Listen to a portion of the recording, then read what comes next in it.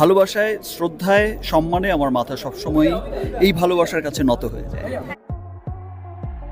একে একে 34টি বছর পেরিয়ে 35 বছরে পা রেখেছেন শবনম বুবলী, যারই প্রেক্ষিতে পরিবারের সদস্যদের পাশাপাশি ছেলে বীরকে নিয়ে কেক কেটে জন্মদিন পালন করেছেন বুবলী।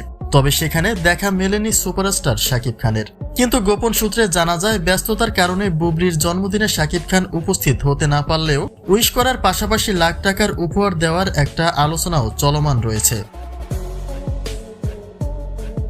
দীর্ঘ 1 বছরের বেশি সময় ধরে ভিন্ন ছাদের নিচে রয়েছেন শাকিব বুবলী, কিন্তু ছেলের টানে হোক কিংবা নিজেদের ভালোবাসা থেকে হোক, মাঝে মধ্যেই একসাথে সময় কাটিয়েছেন শাকিব বুবলী, যে কারণে বুবলীর জীবনে শাকিবের ফিরে আসার একটা আলোচনা উঠেছিল।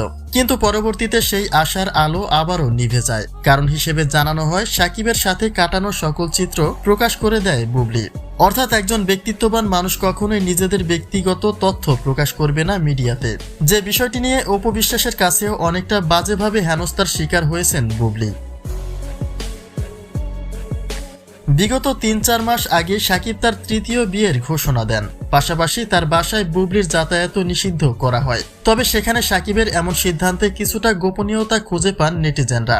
মনে করা হয় প্রকাশ্যে বুবলীর সাথে ঠিকই সম্পর্ক ছিন্ন করেছেন কিং খান, কিন্তু লোকচক্ষুর আড়ালে ঠিকই বুবলীর সাথে যোগাযোগ করেন শাকিব খান। অর্থাৎ বাজে সমালোচনা থেকে এড়াতেই বুবলীর সাথে থাকা সম্পর্কটি গোপন করেছেন শাকিব খান।